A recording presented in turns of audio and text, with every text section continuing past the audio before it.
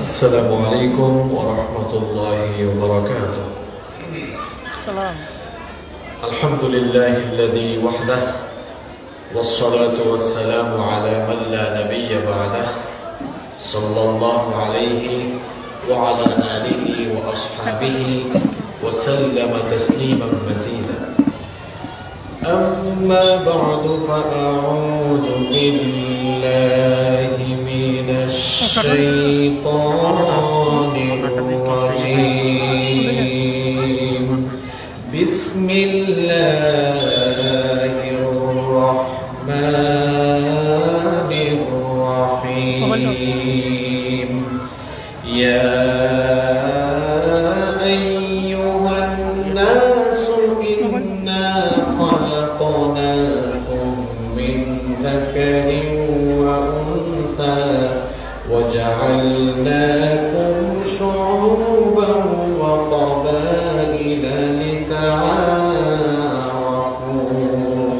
إن أكرمكم عند الله أتقاكم إن الله عليم خبير. صدق الله العظيم.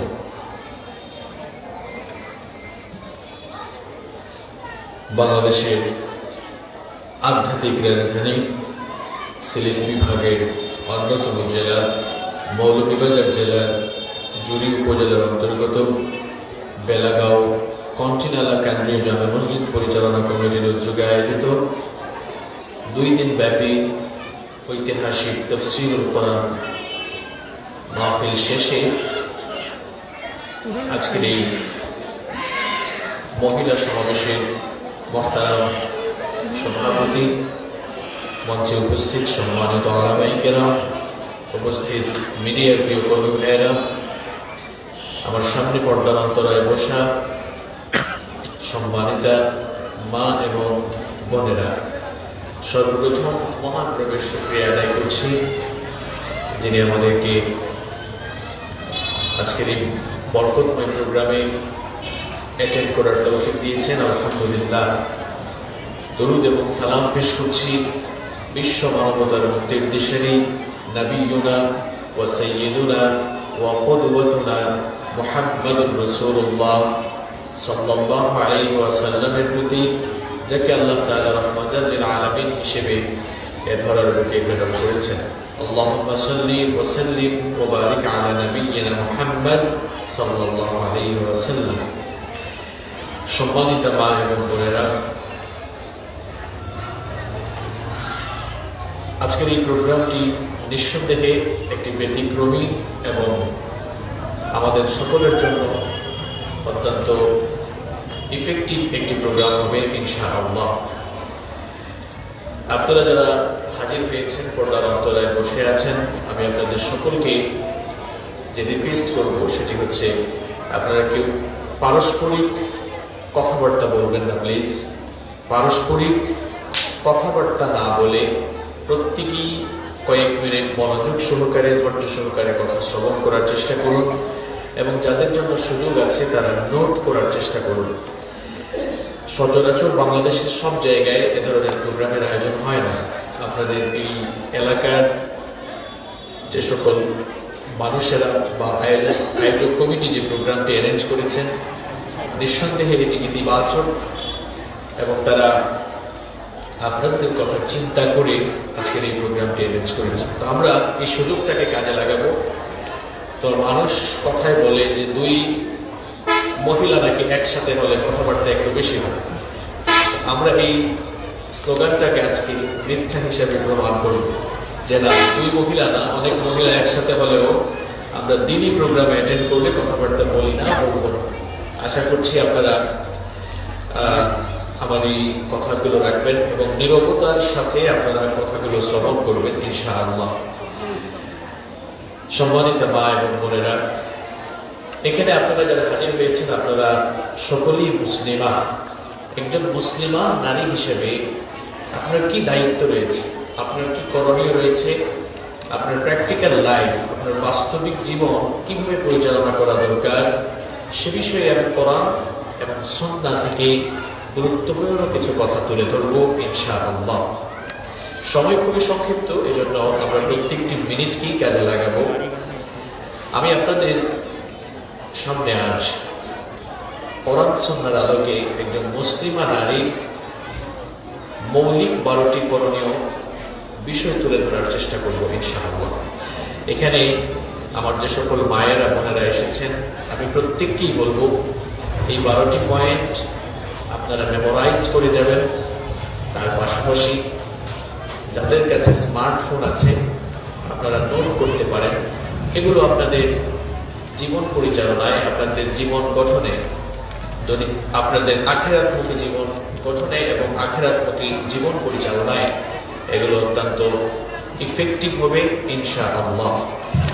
তাহলে আমি আবারও বলছি যে আমরা যে টপিক নিয়ে কথা বলবো, যে বিষয় নিয়ে আজকে আমরা কথা বলবো, সেটি হচ্ছে একজন মুসলিমা নারী হিসেবে বাস্তবিক জীবন গঠনে আপনার মৌলিক 12টি করণীয়। নাম্বার 1, এক নাম্বার হচ্ছে আপনি একজন ইমানদার নারী হিসেবে আপনার প্রথম দায়িত্ব হচ্ছে আপনি যথাসময়ে 5 ওয়াক্ত সালাত আদায় করবেন। আপনাদের জান্নাতে যাওয়া অনেক সহজ, আমার মায়েরা বোনেরা, আপনাদের জান্নাতে যাওয়া অনেক সহজ। নবীজি মাত্র 4টি কাজের কথা আপনাদেরকে বলেছেন। ইদা সাল্লাত আল মারআতু শামসাহা ওয়া সামাত শাহরাহা ওয়া হাফিজাত ফারজাহা ওয়া আতাআত যাওজাহা। এই 4টি কথা। এক নম্বর হচ্ছে ইদা সাল্লাত আল মারআতু খামসাহা, একজন নারী যখন 5 ওয়াক্ত সালাত আদায় করে, ওয়া সামাত শাহরাহা, আর রমাদান মাসে রোজা রাখে, ওয়া হাফিজাত ফারজাহা, এবং সে তার লজ্জাস্থানের সতীত্বের হেফাজত করে, ওয়া আতাআত যাওজাহা, এবং তার স্বামীর আনুগত্য, স্বামীর খেদমত করে। এই 4টি কাজ যারা করবে, নবী করিম সাল্লাল্লাহু আলাইহি ওয়াসাল্লাম বলেছেন সেই সকল নারীদেরকে আল্লাহ তাআলা কিয়ামতের দিন ডেকে বলবেন, আমার বান্দি, জান্নাতের যে দরজাগুলো রয়েছে, জান্নাতের যে কোনো দরজা দিয়ে তুমি চাইলে আমার জান্নাতে দাখিল হয়ে যেতে পারো। আপনাদের জান্নাতে ঢোকা অনেক সহজ। একজন ইমানদার নারী হিসেবে প্রথমত আপনি যে কাজটি করবেন সেটি হচ্ছে সালাতের সময় হয়ে গেলে আপনি সালাত আদায় করবেন। কারণ ইসলামকে যে 5টি পিলারের উপরে স্থাপন করা হয়েছে তার মধ্যে সবচেয়ে গুরুত্বপূর্ণ পিলারের নাম হচ্ছে সালাত। একজন মানুষ ঈমান আনার পরে সে ঈমানদার কিনা তা যাচাই করার সবচেয়ে বড় মানদণ্ড বা মাপকাঠি হচ্ছে সালাত। একজন মানুষ, সে পুরুষ হোক মহিলা হোক, একজন ঈমানদার পুরুষ বা ঈমানদার নারী, সে ঈমানদার কিনা তা যাচাই করার সবচেয়ে বড় মানদণ্ড হচ্ছে সালাত। যখন আযান হয়ে যাবে, আযান হওয়ার পরে আপনি যদি সঙ্গে সঙ্গে সালাতে দণ্ডায়মান হয়ে যান, বুঝা যাবে আসলে আপনি ঈমানদার, আপনার ভেতরে ঈমান আছে, ঈমানী চেতনায় উজ্জীবিত আপনি। আর আপনি আযান হয়ে যাওয়ার পরেও আপনি যদি সালাতে দণ্ডায়মান হয়ে না যান, সালাত থেকে গাফেল হয়ে যান, তাহলে বুঝা যাবে আপনি মৌখিক ঈমানদার। ঈমানের প্র্যাকটিক্যাল যে রূপ, ঈমানের সঠিক বাস্তবায়ন আপনার জীবনে নেই। এজন্য আমার মা বোনদের কাছে আমার প্রথম যে নিবেদন সেটি হচ্ছে আযান হয়ে গেলেই সঙ্গে সঙ্গে সালাত আদায় করে ফেলতে হবে। আমাদের জন্য তো জামাতে সালাত আদায় করা বাধ্যতামূলক, এজন্য পুরুষ মানুষরা চলে যায় মসজিদে। কিন্তু আমাদের অনেক মা বোনরা আছে, অনেক মা বোনেরা আছেন, আযান হয়ে যাওয়ার পর ইচ্ছাকৃতভাবে সালাতকে তারা দেরি করেন। আবার আমার মনে হয় আপনারা আমার সাথে একমত হবেন যে অনেকে কাজাও করেন, 2-3 ওয়াক্তের নামাজ একসাথে মিলিয়ে পড়েন। আমার মা বোনদেরকে বলবো, না, নামাজকে কাজা করে যাবে না। মাসে 3-4-5 দিন, যে কয়েকদিন আপনি অসুস্থ থাকেন, এই অসুস্থতা ছাড়া আপনি নামাজ ছাড়তে পারবেন না। কারণ সালাত হচ্ছে, আমি আগেই বলেছি, এটি হচ্ছে ঈমানের পরে সবচেয়ে গুরুত্বপূর্ণ ইবাদত, এবং একজন মানুষ ঈমানদার কিনা তা যাচাই করার সবচেয়ে বড় মানদণ্ড। এজন্য আমার মা বোনদেরকে বলবো, প্রথম যে কাজটি আমরা করবো, সালাতের সময় হয়ে গেলে আমরা সালাত আদায় করবো। সালাতের জন্য আমাদের টাইম মতো আদায় করা দরকার। কারণ কিয়ামতের দিন আল্লাহ তাআলা এই সালাতের ব্যাপারে আমাদেরকে সবার আগে জিজ্ঞেস করবেন। আমরা সবাই হাসরের মাঠে সমাবেত হব, সবাই আমরা হাসরের মাঠে হাজির হব, এ ব্যাপারে কোনো সন্দেহ নেই। নবীজি বলেছেন হাসরের মাঠে সমবেত বান্দাদেরকে, বান্দা বান্দীদেরকে প্রথম যে প্রশ্ন করা হবে সেটি হচ্ছে ইন্না আউওয়ালা মা ইউহাসাবু বিহিল আবদু ইয়াওমাল কিয়ামাতি মিন আমালিহি সালাতুহ। নবীজি বলেছেন কিয়ামতের দিন আল্লাহ তাআলা মানুষের কাছে প্রথম যে প্রশ্ন করবেন সেটি হচ্ছে, বান্দারে অথবা আমার বান্দি, তুমি কি নামাজ আদায় করেছো? ফাইন সালাহাত ফাকাদ আফলাহা ওয়া আনজাহ। নবীজি বলেছেন এই নামাজের হিসাব যার ঠিকঠাক থাকবে সে সফল হবে, সফল কাম হয়ে জান্নাতে যাবে। ওয়া ইন ফাসাদাত ফাকাদ খাবা ওয়া খাসির। এই নামাজের হিসেবে যার গন্ডগোল থাকবে সে ক্ষতিগ্রস্ত হয়ে জাহান্নামে নিমজ্জিত হবে। সম্মানিত মা এবং বোনেরা, আমি বলছিলাম একজন মুসলিমা নারী হিসেবে মৌলিকভাবে আপনার 12টি কাজ আপনার জীবনে থাকা দরকার। তার মধ্যে নাম্বার 1, যাদের সুযোগ আছে তারা প্লিজ নোট করে রাখবেন। 1 নাম্বার, যথাসময়ে টাইমলি সালাতগুলো আদায় করা, সালাতের ব্যাপারে সচেতন হওয়া। আমার মনে হয় এখানে স্কুল, কলেজ, বিশ্ববিদ্যালয় পড়ুয়া অনেক বোনেরা এসেছেন, তো আমার কলেজ বিশ্ববিদ্যালয় পড়ুয়া বোনদেরকে আমি বলতে চাই, আপনারা যখন কলেজে যান, বিশ্ববিদ্যালয়ে যান, সালাতের টাইম হয়ে গেলে, বিশেষ করে জোহরের সালাতের টাইম হয়ে যায়, আপনি সঙ্গে সঙ্গে আপনি আপনার ক্যাম্পাসে সালাত আদায় করুন। আপনি জোহরের সালাত বাড়িতে এসে আসরের সময় কাজা করবেন না। আপনি একজন মুসলিমা নারী, আযান হয়ে গিয়েছে, আপনি সাথে সাথে সালাতের জন্য প্রস্তুত হয়ে যাবেন। এবং বাংলাদেশের শিক্ষাঙ্গনে সেই পরিবেশগুলো নিশ্চিত করা দরকার, যাতে আমাদের বোনেরা শিক্ষাঙ্গনে সালাতের টাইমে সালাত আদায় করতে পারে। তাহলে আমি প্রথম পয়েন্টটি শেষ করলাম, যেহেতু সময় সংক্ষিপ্ত, আশা করছি আপনারা অনেকে নোট করছেন। 1 নাম্বার বললাম, একজন মুসলিমা নারী হিসেবে আপনি প্রথম যে কাজটি করবেন সেটি হচ্ছে টাইমলি 5 ওয়াক্ত সালাত আপনি আদায় করবেন, নামাজগুলোকে যথাযথভাবে হেফাজত করবেন। আল্লাহ তাআলা আমাদেরকে তৌফিক দান করুন। নাম্বার 2, একজন মুসলিমা নারী হিসেবে আপনার 2 নাম্বার যে মৌলিক করণীয় কাজ সেটি হচ্ছে আল্লাহ তাআলা যে পর্দার বিধান দিয়েছেন, এই পর্দার বিধান আপনাদেরকে ভালো করে মেনে চলতে হবে। মাশাআল্লাহ, এখন আপনাদের আওয়াজও শোনা যাচ্ছে না, এটা খুব ভালো ভালো লক্ষণ। এই যে পর্দার বিধান আল্লাহ তাআলা আপনাদেরকে দিয়েছেন, 2 নম্বর করণীয় কাজ, এটি মেনে চলতে হবে। পর্দার যে বিধান আল্লাহ দিয়েছেন, আল্লাহ তাআলা বলেছেন যে এমন একটি ওড়না দাও, ওয়াল ইয়াদরিবনা বিখুমুরিহিন্না আলা জুয়ুবিহিন্না, এমন একটি ওড়না গায়ে দাও যেটা একেবারে মুখমণ্ডল থেকে বক্ষদেশ পর্যন্ত আবৃত করে দেয়। বোরকা তো আপনি অবশ্যই পরবেন, পাশাপাশি নিকাব করবেন। অনেক মহিলারা আছেন তারা ডিজাইনের বোরকা পরেন, আমি জানি না আপনাদের জুলিতে এগুলো আছে কিনা, হ্যাঁ আছে না? তো ডিজাইনের বোরকা যদি আপনি পরেন তাহলে আর আপনি পর্দা করলেন কেন? কারণ বোরকা হচ্ছে, বোরকা এজন্য পরিধান করা হয় যাতে সৌন্দর্য প্রকাশ না হয়। এখন যেই বোরকা সৌন্দর্য ঢেকে রাখার জন্য একজন নারী পরার কথা, তিনি যদি সেই বোরখা সৌন্দর্য প্রকাশের জন্য বা অ্যাট্রাকশনের জন্য তিনি বোরখা পরিধান করেন, তাহলে তো সেটা পর্দা হলো না।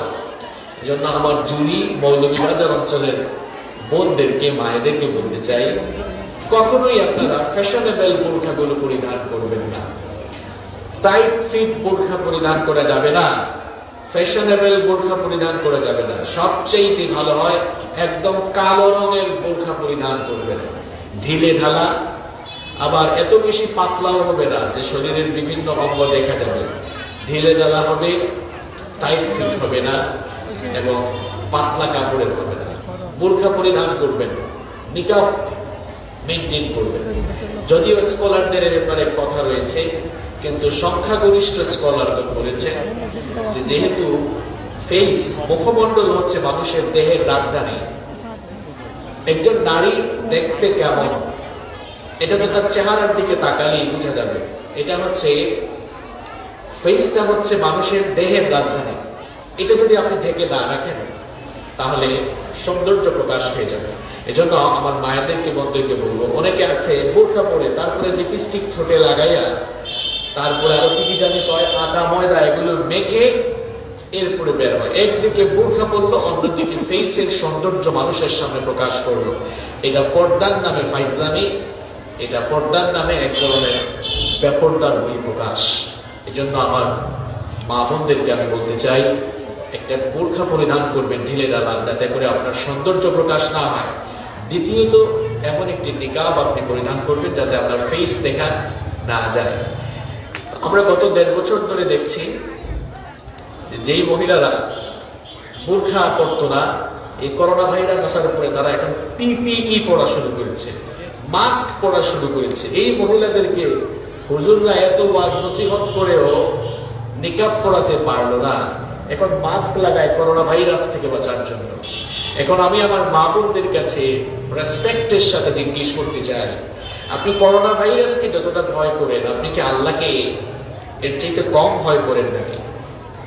আপনি করোনা ভাইরাস থেকে নিজেকে প্রটেক্ট করার জন্য আপনি মাস্ক পরিধান করলেন। আশ্চর্যের ব্যাপার হলো, আপনি আল্লাহর জাহান্নামের আযাব থেকে বাঁচার জন্য বোরখা এবং নিকাব পরিধান করেন না।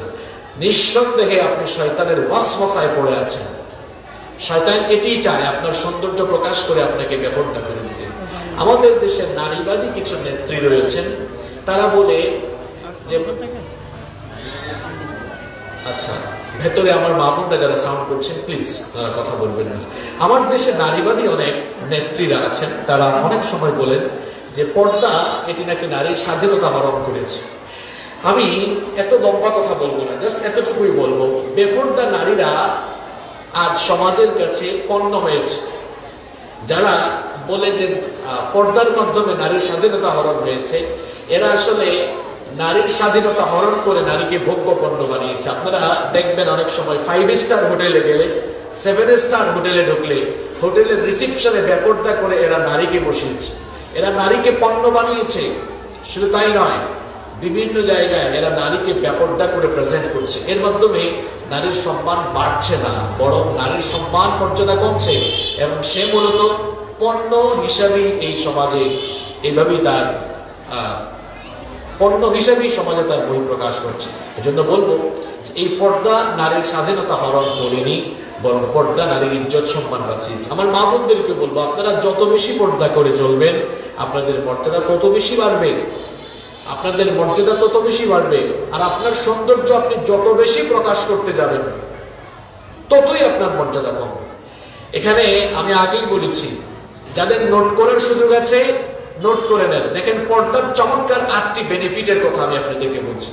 1 নাম্বার, আপনি যদি প্রপারলি পর্দা করেন, কবরের আযাব এবং জাহান্নামের আগুন থেকে বাঁচতে পারবেন।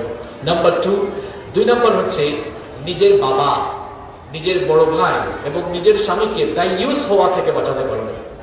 নিশ্চয়ই আপনি চান না আপনার বাবা দায়ুস হয়ে যাক, নিশ্চয়ই আপনি চান না আপনার প্রিয়তম হাজবেন্ড দায়ুস হয়ে যাক, নিশ্চয়ই আপনি চান না আপনার বড় ভাই দায়ুস হয়ে যাক, কারণ দায়ুস আল্লাহর জান্নাতে ঢুকবে না। আর দায়ুস তো সে যার ঘরের মহিলা বেপর্দা হয়ে চলাফেরা করে।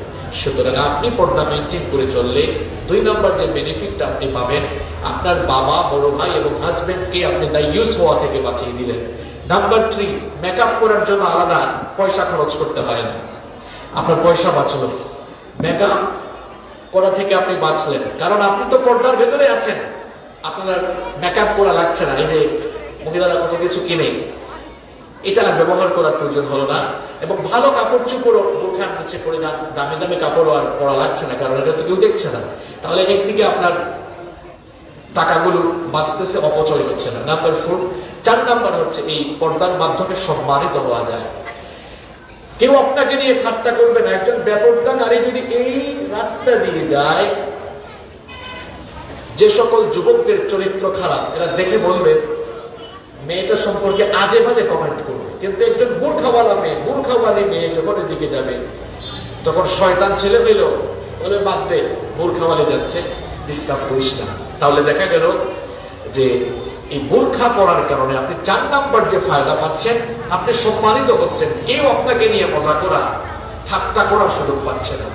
নাম্বার 5 নাম্বার, আপনার যে দেহটা আল্লাহ সুন্দর করে দিয়েছেন, আপনার যে সৌন্দর্য আল্লাহ দিয়েছেন, সেটি মানুষের কুনজর থেকে আপনি বাঁচাতে পারবেন, কেউ আপনার দিকে কুনজর দিতে পারবে না।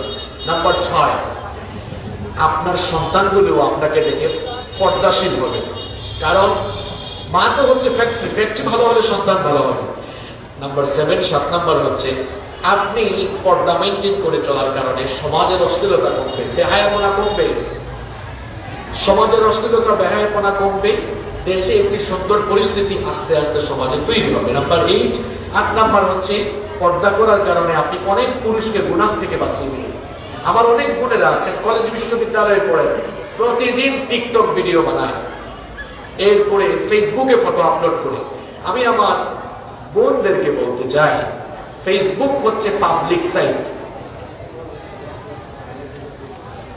অসংখ্য মা বোনেরা এসেছে, জায়গাও হচ্ছে না, কালকে পুরুষদেরও জায়গা হয় নাই, সে মহিলাদেরও জায়গা নাই। এটা ভালো লক্ষণ। আমার মা বোনরা আপনারা প্লিজ একটু মানে কথা না বলে সামনের দিকে এগিয়ে আসেন, যতটা চেপে বসা যায়। অন্যান্য বোনদেরকে আপনারা বসার সুযোগ করে দেন প্লিজ। আমি আর বেশিক্ষণ কথা বলতেও পারবো না, আপনারা কথা বলবেন না। আমি আর হয়তো সর্বোচ্চ 30 মিনিট কথা বলবো, আপনারা আমার কথাগুলো মন দিয়ে শোনেন। আমি বলছিলাম আমার অনেক বোনেরা ফেসবুকে ফটো আপলোড করেন, আমার মনে হয় জুড়িতে এরকম বোনেরা আছেন। ফেসবুকে ফটো আপলোড করেন, মেসেঞ্জারের স্টোরিতে, হোয়াটসঅ্যাপের স্টোরিতে, ইনস্টাগ্রামে, তারপরে অনেকে টিকটক ভিডিও বানায়। এটা দ্বারা আপনি কি করছেন দেখেন তো। আপনাকে কোরআন হাদিস দিয়ে এত ওয়াজ নসিহত করে লাভ হলো না। আসেন আপনাকে একটু কমন সেন্স এবং বাস্তবতার আলোকে বুঝায়। নিশ্চয়ই আপনারা আমার সাথে একমত হবেন যে এই ফেসবুক হচ্ছে পাবলিক সাইট, তাই না? তো এই পাবলিক সাইটে আপনি আপনার নিজের পার্সোনাল ফটোগুলো শেয়ার করছেন কেন? তাহলে কি আপনি, আমার বোনদেরকে বলবো, আপনি কি নিজেকে জনগণের সম্পদ হিসাবে ফেসবুকে ছেড়ে দিলেন নাকি? এটা তো খুব লজ্জাজনক কথা যে আপনি আপনার ফটোগুলো ফেসবুকে শেয়ার করছেন, অনেক ছেলেরা দেখছে, শেয়ার করছে, আজে বাজে কমেন্ট করছে। তো আপনি আপনার নিজেকে জনগণের পণ্য বানাচ্ছেন কেন? ওয়াই? What's the reason? আপনার মধ্যে কি একটুও লজ্জা শরম নাই? কি বলেন? কোরআন হাদিসে আমরা বহু ওয়াজ করছিলাম, হয় না? এই কথাটা বলতে চাই যে আপনার ভেতরে কি লজ্জা শরম নাই? আপনি কি নিজেকে পাবলিকের সম্পদ বানালেন, জনগণের সম্পদ বানালেন নাকি আপনাকে? যে আপনি আপনার বোরখা ছাড়া ফটো, তারপরে সাজগোজ করা ফটো আপনি দিয়ে দিলেন।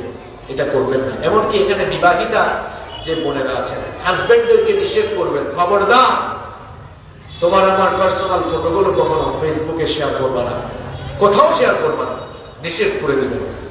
তাহলে একজন মুসলিমা নারী হিসেবে আমাদের 2 নম্বর করণীয় কাজ হচ্ছে পর্দার বিধান মেনে চলা। আমি আবারও স্মরণ করিয়ে দিচ্ছি, আমি যে বিষয়ে কথা বলছি, একজন মুসলিমা নারী হিসেবে আমাদের জীবন গঠনে 12টি কাজ আমরা করব। 1 নম্বর বলেছি যথাসময়ে সালাত আদায় করব।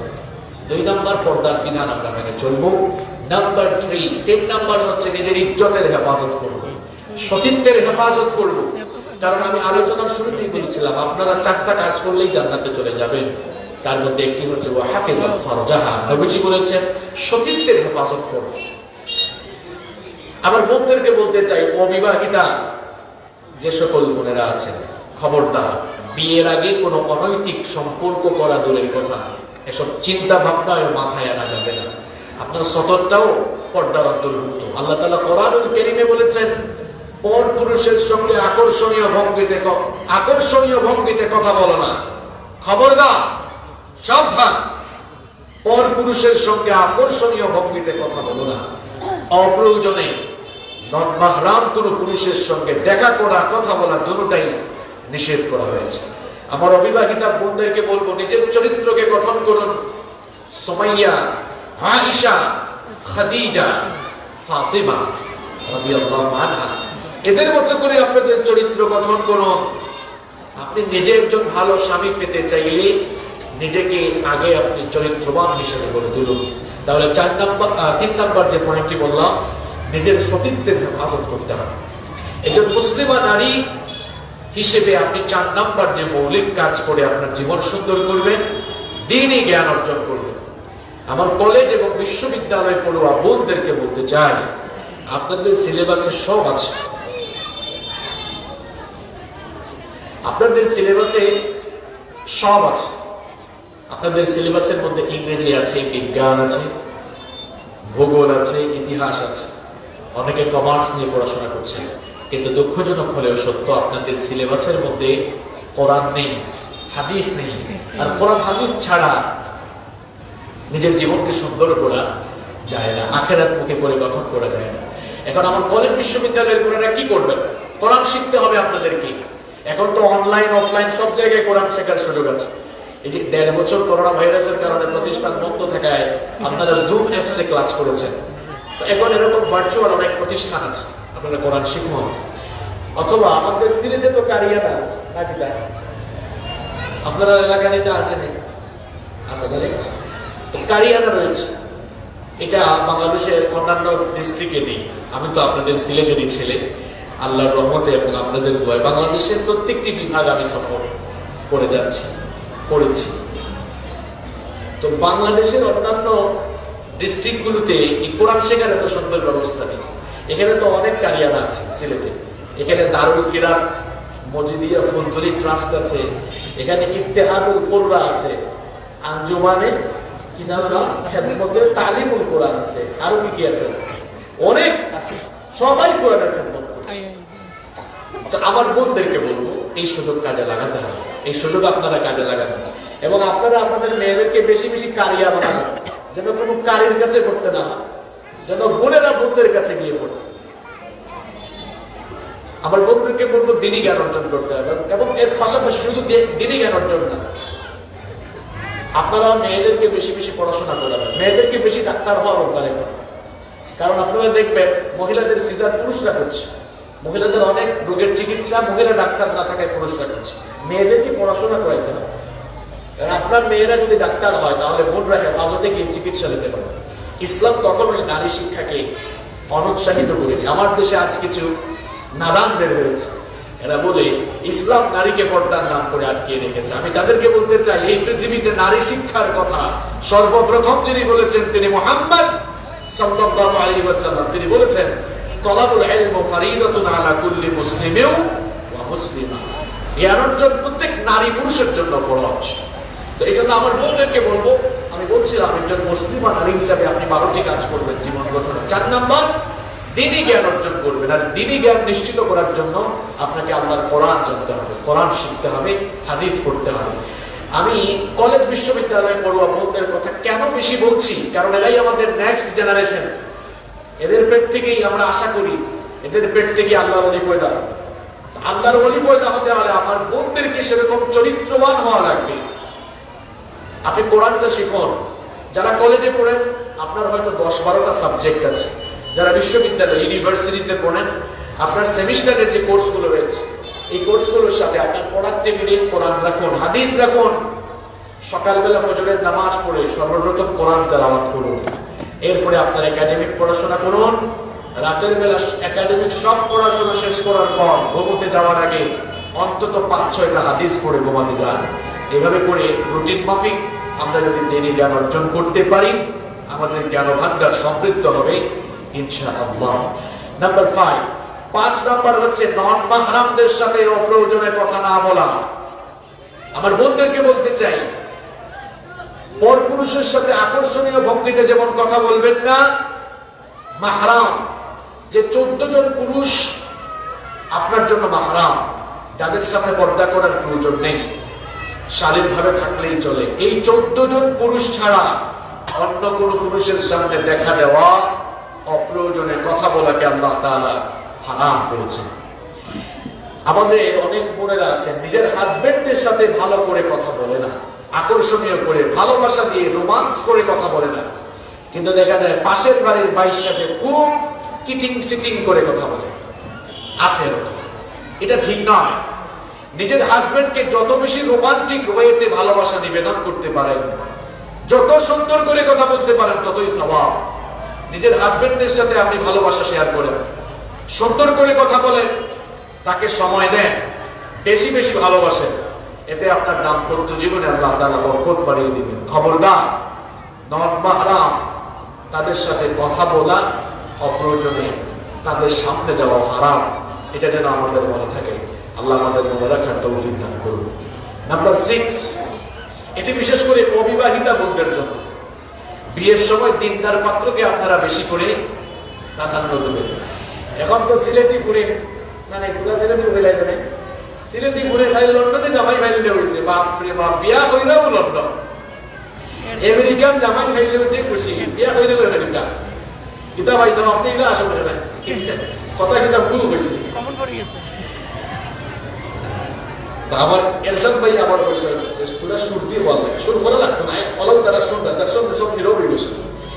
তো আমি এখন যে বিষয়টি বলছিলাম আমার বোনদের বিশেষ করে অবিবাহিতা বোনরা এই পয়েন্ট আপনারা আপনার শ্বশুর বাড়ি বা আপনার জামাই আপনার হাজবেন্ড যিনি হবেন বিয়ের সময় কয়টা বাড়ি আছে কয়টা গাড়ি আছে সহায় সম্পদ টাকা পয়সা কেমন এগুলো দেখবেন না। এগুলো দেখে যদি বিয়ে বসেন সে আপনার মতো আপনার সাথে দাসীর মতো আচরণ করবে, দাসীর মতো আচরণ আপনার সঙ্গে করবে, ভালোবাসবে না আপনাকে, মূল্যায়ন করবে না আপনাকে। আপনি দেখুন আপনি বলুন যে ছেলেটিকে বিয়ে করতে চাচ্ছে সে 5 ওয়াক্ত নামাজ পড়ে কিনা, দাঁড়িয়ে রাখে কিনা, মাঝে মাঝে তাহাজ্জুদ পড়ে কিনা, আচার আচরণ কেমন এগুলো দেখুন। এখন আওয়াজ একদম কমে গেছে, মনে হয় অবিবাহিত বোনরা বেশি এসছে, সবাই খুব ভালো করে শুনতেছে, কমনা পড়ছে এটা। আমার অবিবাহিত বোনদেরকে বলবো যে লন্ডন আর আমেরিকান ফাইল ফাইলের ভালো হইতো না, এটা বহু বিচার আচার আপনারা গেছে লন্ডন বিয়া করিয়া আমার বিয়া এ দাসীর মতো তার বোন লোকে আচরণ করে, ভালোবাসা তো দূরের কথা একটু সময়ও দেয় না। আপনার জীবনটা মাতানো হইল নষ্ট বরবাদ যদি হাজবেন্ড বালা না হয়। এর কারণে আমার বই নকলে বললাম আল্লাহওয়ালা জামাই আল্লাহওয়ালা ছেলে দেখো। আয়েশা রাদিয়াল্লাহু আনহা কি চমৎকার কথা বলেছে, নবীর ঘরে দৌলত ছিল না কিন্তু নবীর মোহাম্মদ ভালোবাসা পেয়েই আমাদের ঘরটা বড় করছে। কি কথা বলেছেন তিনি, চিন্তা করেছেন? তিনি বলেছেন নবীজির ঘরে ধন সম্পদের পাহাড় ছিল না কিন্তু নবীজির মোহাম্মদ ভালোবাসা পেয়েই আমাদের দিল জ্বালা হয়েছে। এটাই সবচেয়ে বড়। আপনার হাজবেন্ড যদি আপনাকে ভালো না বাসে, নিজের স্বামীর ভালোবাসা যদি আপনি না পান, আপনি সাংসারিক জীবনে সুখী হতে পারবেন না। আর এর জন্য এই ভালোবাসা পেতে হলে দিনদার পাত্র দেখতে হবে। এখন বিয়া যারা পরিবেশন আমার বিবাহিতা বলে বলে দিকে আমরা উদ্দেশ্যে চিন্তা করি না, আপনার উদ্দেশ্যেও কিছু হওয়ার আছে। এখন তো বিয়া শাদী হয়ে গেছে, এখন যদি নিজের হাজবেন্ড বেনামাজি হয় আপনাকে তো ভালোই দিতে গেলি না, আপনি ভালোবাসা দিয়া তাকে ঠিক করুন না, ঝগড়াঝাটি করিয়া যাওয়া হয় না, ভালোবাসা দিয়া কিন্তু তারপর আপনার হাজবেন্ড বেনামাজি আপনি ভালোবাসা আরো বাড়াও না। শীতর দিন এসে ফজরের আগে মাথা উঠা টিপাইয়া দেয়া, হ্যাঁ চুলো হাত বলে এত ভালোবাসার শুনে পোকা। এখন তো সব কথা পাওয়া যেত না, রোমান্টিক ওয়েতে আপনারা পোকা, কারণ নিজের হাজবেন্ডের সাথে আপনি রোমান্স শেয়ার করবো, অসুবিধা নেই তো। যতটুকু রোমান্টিক ওয়েতে ডাকা যায় ডাকিয়া পাইবা, পানি কত খুব ঠান্ডা লাগে, আমি তোমার লাগে খুব আদর করিয়া পানি গরম করছি, ফলে নিজেও তো করে দোকান পানি করে জ্বালিয়ে আস্তে আস্তে ঠেলাইয়া ঠেলাইয়া নামাজ ফোটা না 5 ওয়াক্ত করে ডাকিতে হয়েছে, ওকে আপনি অসুবিধা নাই, তুমি 2 ওয়াক্ত করো 3 ওয়াক্ত করো, এইভাবে আপনি ধীরে ধীরে নামাজি বানান। ভালোবাসা দেওয়া সবসময়। আপনার হাজবেন্ড যদি এডিক্টেড থাকেন, মাদকাসক্ত অনেক মধ্যের হাজবেন্ড আছে, আপনি ভালোবাসা দিয়ে তাকে পরিবর্তন করার চেষ্টা করেন, আপনি কষ্ট করে যান, পরিবর্তনের চেষ্টা করেন। এরপরেও যদি না আমার অসুবিধা নাই, আপনি চেষ্টা করেছেন। আসিয়া রাদিয়াল্লাহু আনহার স্ত্রী তো ফেরাউনের ঘর তো তিনি করেছেন। অনেক নবী ছিলেন যাদের স্ত্রী কাফেরা ছিলেন, আমার পৃথিবীর অনেক নারী আছেন তারা আল্লাহওয়ালা ছিলেন, হাজবেন্ড খারাপ ছিল। তো যাই হোক, ভালোবাসা দিয়ে নিজের হাজবেন্ডকে আপনারা সংশোধন করবেন। তো আমি 6 নাম্বার যে পয়েন্টটি বলছিলাম, দিনদার পাত্র দেখে বিয়ের সময় আমার বোনেরা সিদ্ধান্ত নেবেন। এরপরে 7 নাম্বার, স্বামীর খেদমত করবেন। এই যে ওই 4টা কথা আলোচনার শুরুতে যে হাদিস পড়েছিলাম আমি, যে 4 কাজ করলেই মহিলারা জান্নাত, এত কিছু করার দরকার নেই। এর মধ্যে একটি হচ্ছে ওয়াতাআত যাওজাহা, নিজের স্বামীর খেদমত করবেন, স্বামীকে ভালোবাসবেন। নবীজি বলেছেন মানুষ তো মানুষকে সাজদা দেওয়া হারাম। যদি মানুষ মানুষকে সাজদা দেওয়া জায়েজ হতো তাহলে আমি বলতাম পৃথিবীর সমস্ত নারীরা ঘুম থেকে উঠে সকালবেলা আগে স্বামীকে সাজদা দেওয়া। এটা একজন স্ত্রীর কাছে স্বামীর মূল্য কতটুকু এটা বোঝাবার জন্য নবীজি হাদিসটি বলেছেন। আমার বোনদেরকে আমি বলবো, নিজের স্বামীকে সবকিছুর ঊর্ধ্বে রাখবেন, নিজের স্বামীকে ভালোবাসার সবটুকু উজাড় করে দিবেন। এখন আমাদের দেশে পরকীয়া বাড়ছে, কেন বাড়ছে? এর কারণ আছে। মহিলা পরকীয়া করছে কারণ হাজবেন্ড তার ওয়াইফকে সময় দেয় না, আর হাজবেন্ড পরকীয়ায় লিপ্ত হচ্ছে কারণ ওয়াইফ যেমন হাজবেন্ডকে ভালোবাসা দেওয়া দরকার সেরকম দেয় না। অনেকগুলো কারণ আছে, তার মধ্যে এটাও একটা কারণ। এই জন্য আমার বন্ধুদেরকে বলবো, আপনি আপনার হাজবেন্ডের খেদমত করুন, এত ভালোবাসা দেন যে ভালোবাসার কাঙ্গাল হয়ে যাতে আর অন্য নারীর দিকে তাকাবে কি আর চিন্তা করাও যেন মাথায় না আসে। এটা ঠিক হয়েছে। এইভাবে আপনি আপনার হাজবেন্ডের খেদমত করুন, আনুগত্য করুন, মন প্রাণ উজাড় করে তাকে ভালোবাসুন।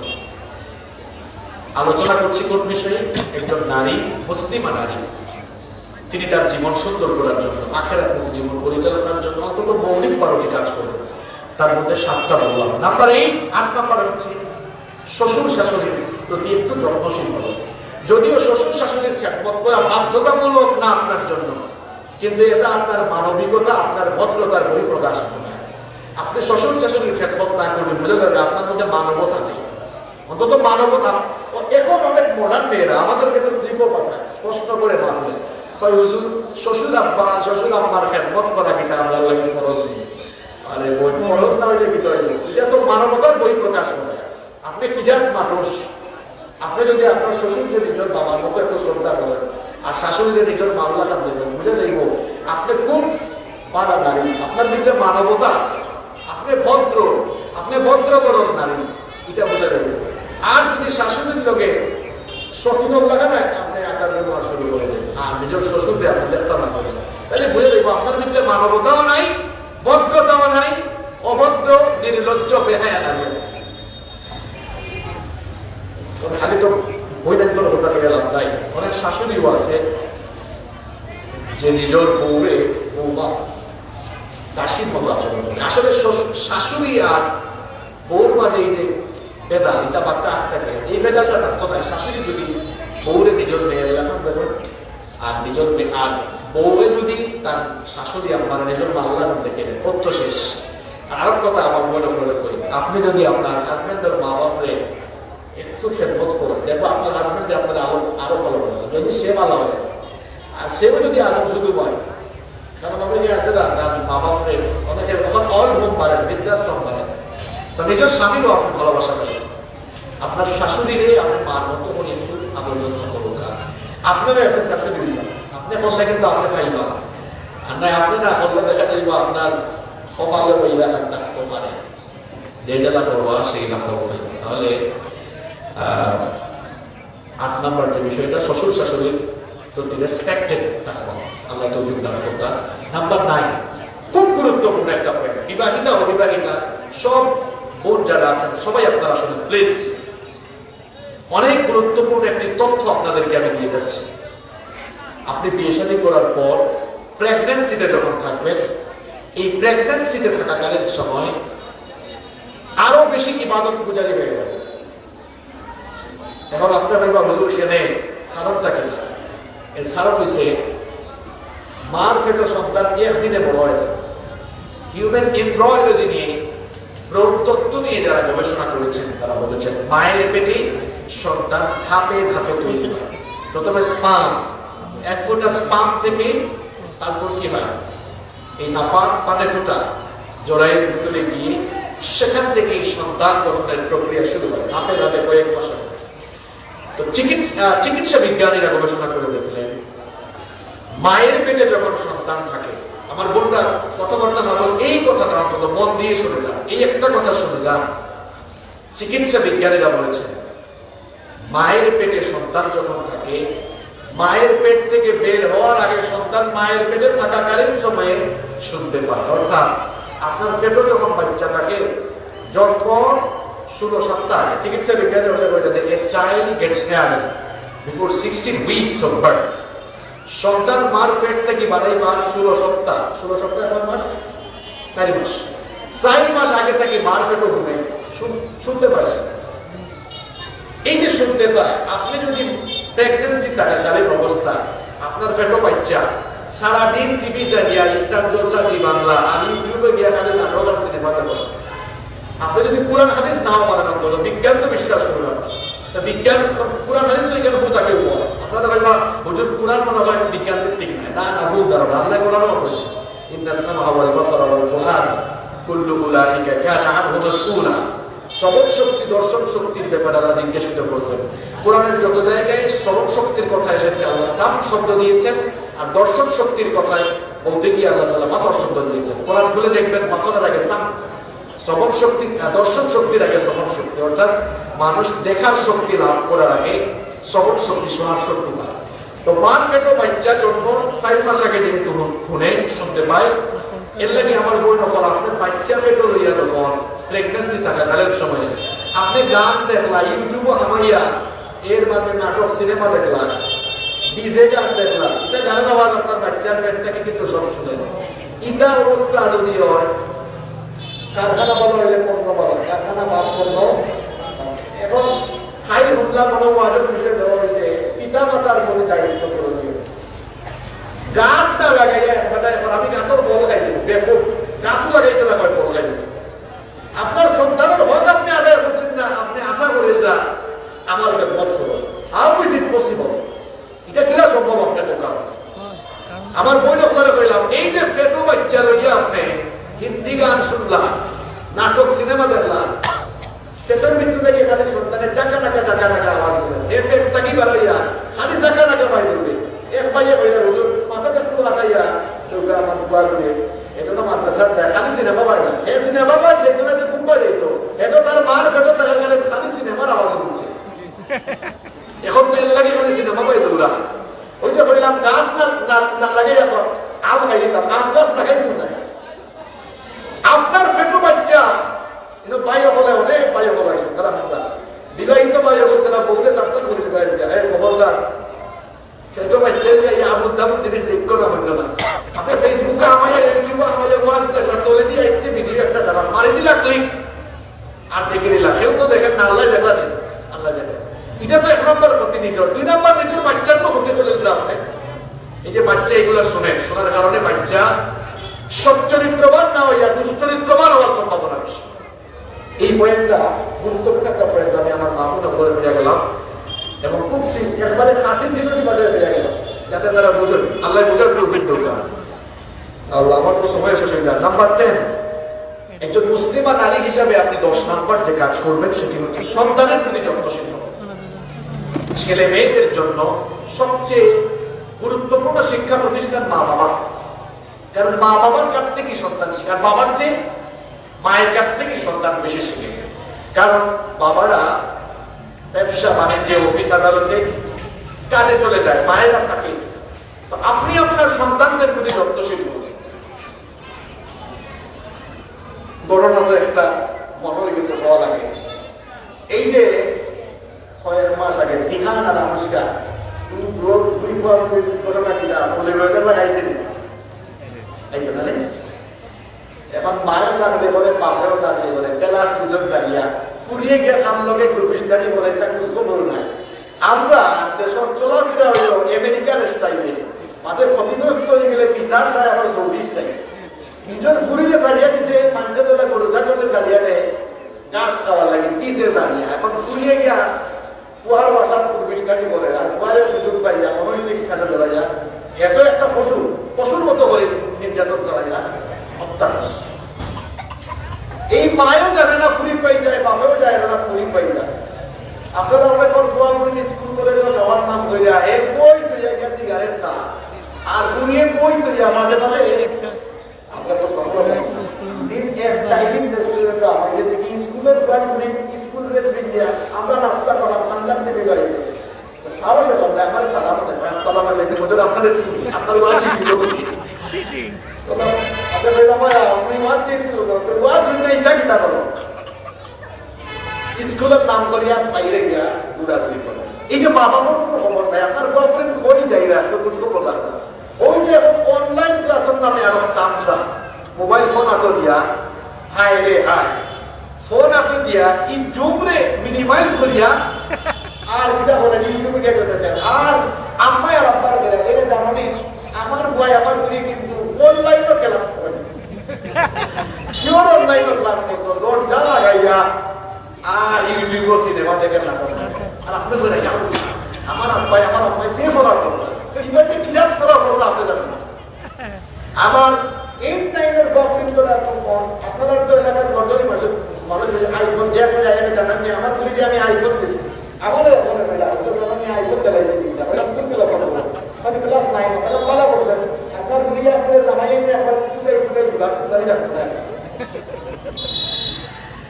যাই হোক অন্তত ইন্টারমিডিয়েট পাস করার আগ পর্যন্ত কোঅপারেট করা মোবাইল নিবা দেলাইলে আজকে গিয়ে লই দিবা দিলাম মোবাইল ফোন দিলাম তোমার ফ্রেন্ড যারা আছে সহপাঠী যারা বা সার্ভে ফোন দেওয়ার ম্যাডামদের ফোন দেওয়ার করে তাহলে আমার ফোনটাকে নিয়ে দিও তোমার অত খবর করে লাগছে না চরিত্র হেফাজত করা লাগবে তাইলে আমি 10 নম্বর যে পয়েন্টটা আপনার কোঅপারেট বই দেই একটু যত্ন নিবা দেখবা নজর দেন করবা ল্যাপটপ যে দেয়া তো লাগছে তোর ভিতরে ওয়াইফাই আর ফোন আর বেশি বেশি ফোন আলো দিবা না এটাই ওয়াইফাই ফোন বাপরে বাপ और আমি একটু অ্যাসাইনমেন্ট করতাম এখন তো অ্যাসাইনমেন্ট তো হয়েছে ইবাই মার্ক কমাইয়া 50 করিয়া ইবাই অ্যাসাইনমেন্ট দিছিল আর অ্যাসাইনমেন্টের নামে কিন্তু ইবাই তামসা হলো 6 নম্বর ফোন দেওয়ার পয়েন্ট দিয়ে টিকটক ভিডিও বানায় দেখো গা আমার ডিভাইস সাইবারটা আছে আমার কাছে ওই ফোন আছে আইপ্যাড আইফোন সবটা আছে আমি নিজে টিকটক কি আইফোন তো জানি না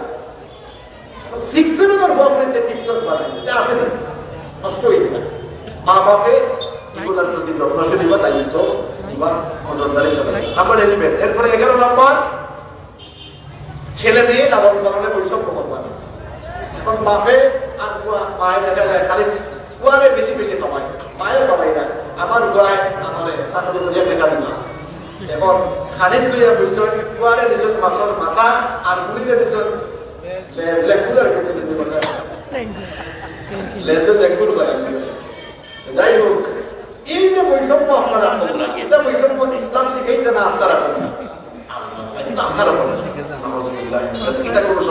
বরং ছেলের চাইতে মেয়ে সন্তান তরফটাকে আরো বেশি বলবো যে বললাম যার কোন 3টা মেয়ে সন্তান আছে ও 2 আঙ্গুল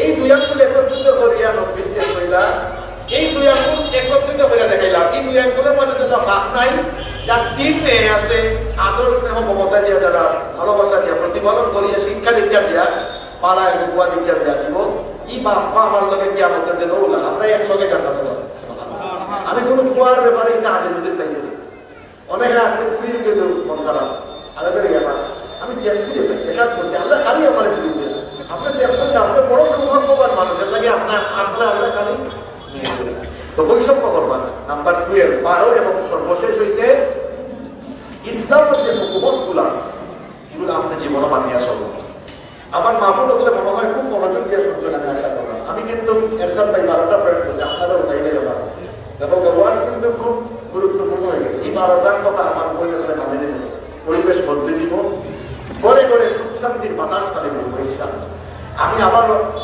আমি রিপিট করি নাই যারা সুযোগ আছে বাইরে হলো অনুরোধ করে লাগবে অসুবিধা নেই 1 নম্বর বেশি যথাসময়ে টাইমলি নামাজ আদায় 2 নম্বর নামাজের পয়েন্ট খরচ হয়েছে তো সকালবেলা আপনার যখন নামাজও দাঁড়াইবা আপনার মেয়েটাই নামাজও দাঁড়াইবা আর আপনারা কিন্তু আমার পয়েন্টের পুরো আল্লাহ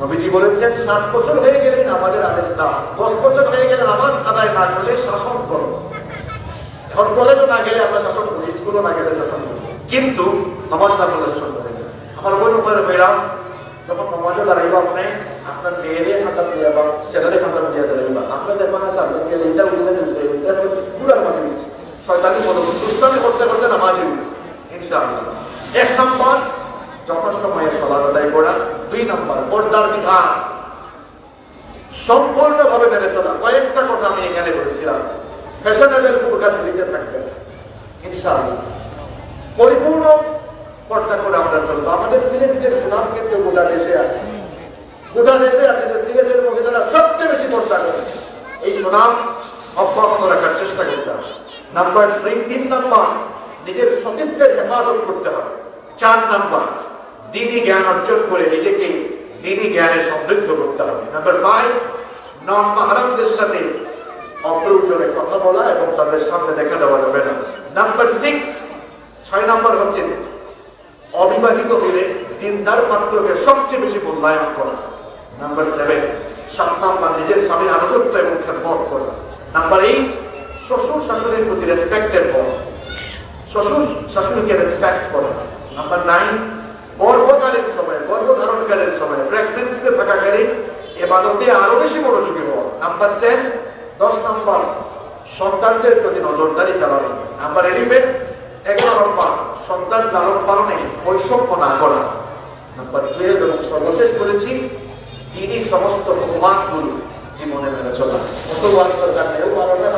শেষ ইনশা আমি তো পারাইয়া করছি, আর নবীর যে মাত্র সাইডটা রয়েছে ইদা সাল্লাতাল মারআতু খামসাহা, একজন নারী যখন 5 ওয়াক্তের নামাজি হয়, ওয়াসামাত শাহরাহা, সে যখন রমজানের রোজা রাখে, 3 নাম্বার ওয়া হাফিজাত ফারজাহা, সতীত্বের হেফাজত করে, 4 নাম্বার ওয়া আতাআত যাওজাহা, স্বামীর আনুগত্য খেদমত করে, আল্লাহ বলবেন যে দরজা দিয়ে ঢুকতে মন চায় জান্নাতের ওই দরজা দিয়ে ঢুকে জান্নাতে চলে যাবে।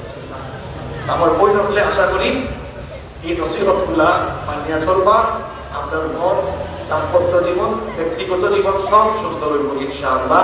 আল্লাহ তৌফিক দান করুন।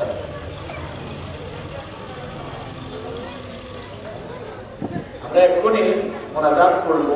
মোনাজাতের আগে আমার অনেক মা বোনরা বাড়ি থেকে বাসা থেকে নিয়োগ করে আসছেন যে হুজুরের আলোচনাও শুনবো। আলোচনা শেষে যেহেতু এখানে উন্নয়ন কাজ চলতেছে, মসজিদে কিছু টাকাও দিয়ে যাবে। মসজিদ উন্নয়নের কাজে টাকা পয়সা দেওয়া এটা সব